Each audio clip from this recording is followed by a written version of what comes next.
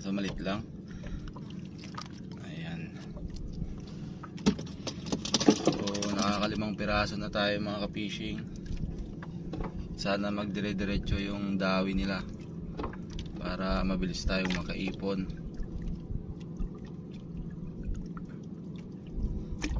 So yun nga mga ka-fishing, papalabas na rin yung ating haring araw. At mamaya maya mainit na naman dito sa atin. Pero pagtsatsagaan natin yan mga ka-fishing, kasi nga masayang mag-fishing. At nakaka-enjoy nga pala dito sa laot kapag nanguhuli ka ng isda.